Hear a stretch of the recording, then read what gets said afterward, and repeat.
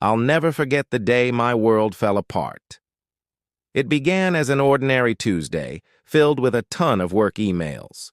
The familiar sound of the coffee maker hummed in the background, and Jason's pathetic attempts at homework didn't feel strange. Nothing alerted me to the impending storm. Perhaps, if I had known, I would have taken action.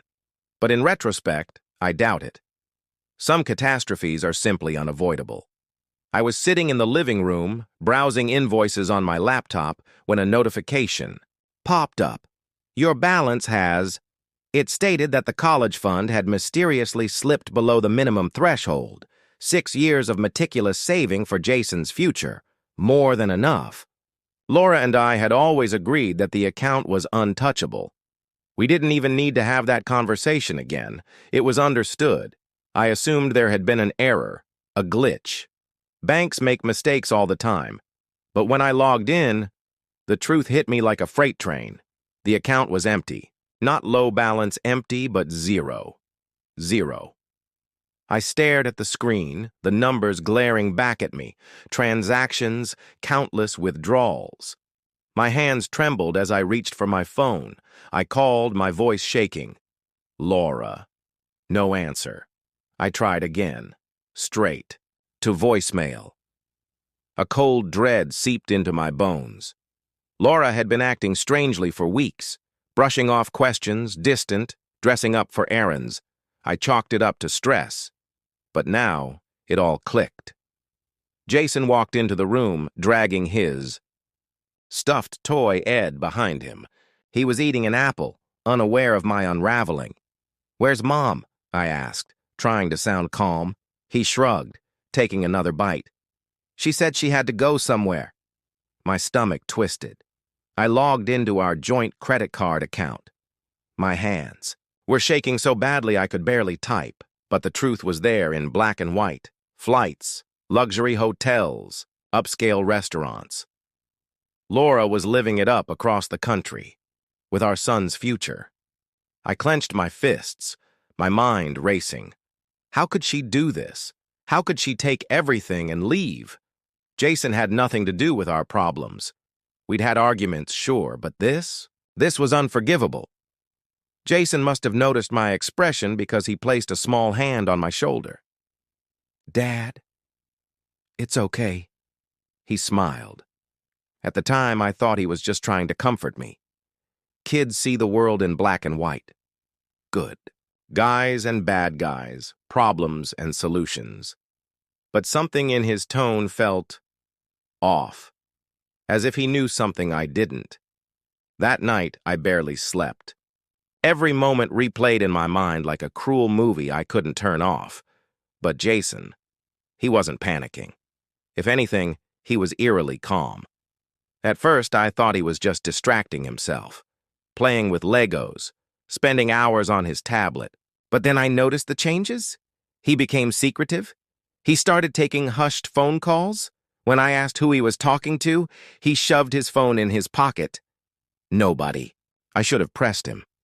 But I was too distracted, too broken. Then, he started locking himself in the garage. At first, I assumed he was working on one of his little engineering projects, robots, model airplanes, something innocent. But one night, curiosity got the best of me. I opened the garage door and froze. The whiteboard was covered in diagrams, flow charts, and equations.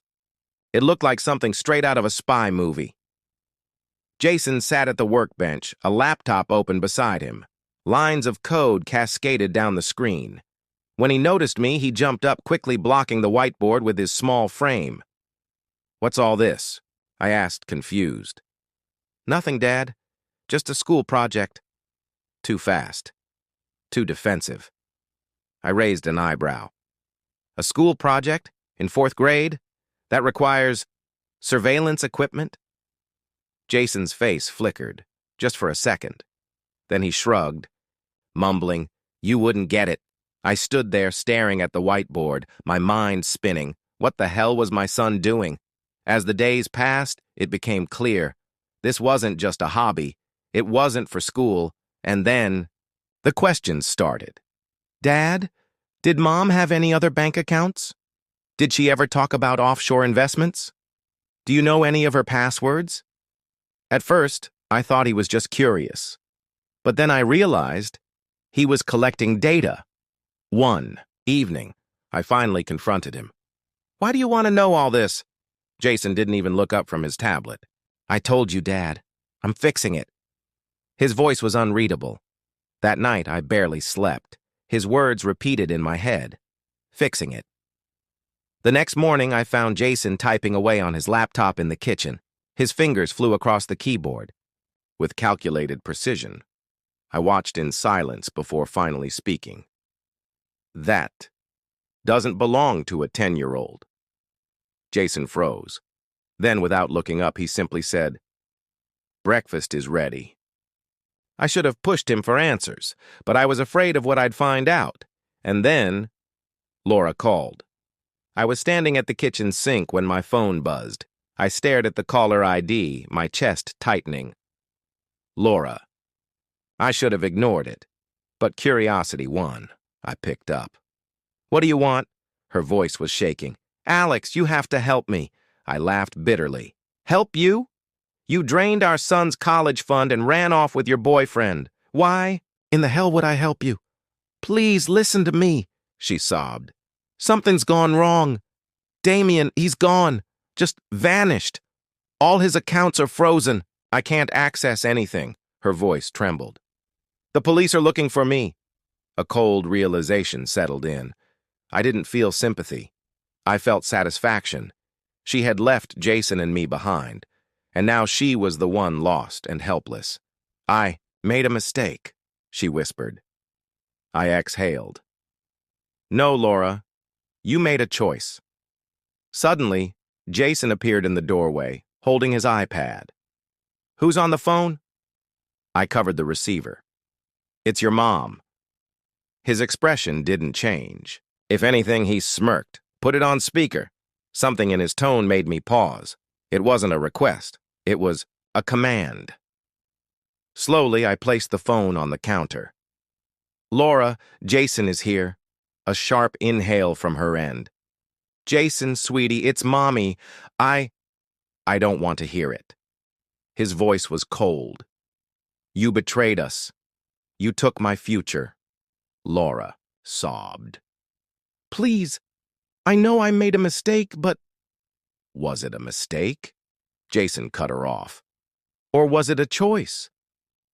I looked at my son, and for the first time I realized Jason had already gotten his revenge. I cut her off the first time. But no, Laura, I've finished tidying up your... She yelled, Miss Alex, please! Her voice broke. If not for me, then for Jason. That was the final straw for him. So I replied, Don't you dare bring Jason into this. You can't play the worried mother right now because of what you've done to him. You manufactured it. Her voice was dangerously low. It's obvious what your priorities are, and they weren't with your family, Alex. I apologized for her tears. I didn't mean, I reiterated. I just wanted to be happy. Happy for any of this to happen. My voice was filled with incredulity. You believed robbing your son and leaving with a loser would make you happy, Laura. Congratulations, you got what you wanted. Now you can handle it. There was yet another extended stillness. For a while, I thought she had hung up. But then she spoke again, this time in a little cracked voice. You're just going to abandon me like this? The absurdity of her statement nearly made me laugh. I chuckled. You left us first, I replied plainly. No, Laura, I'm not leaving you. I'm letting you handle the disaster you made. Goodbye. I hung up. Jason was standing in the doorway observing me. You didn't let her get away with it, did you? He had the same cool, calculating expression. No, I replied in a tired voice. I didn't.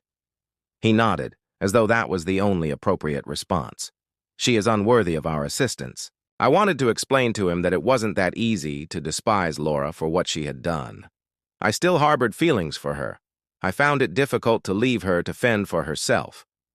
But when I saw Jason's steely resolve in his eyes, I knew. He might or might not understand, and that frightened me even more.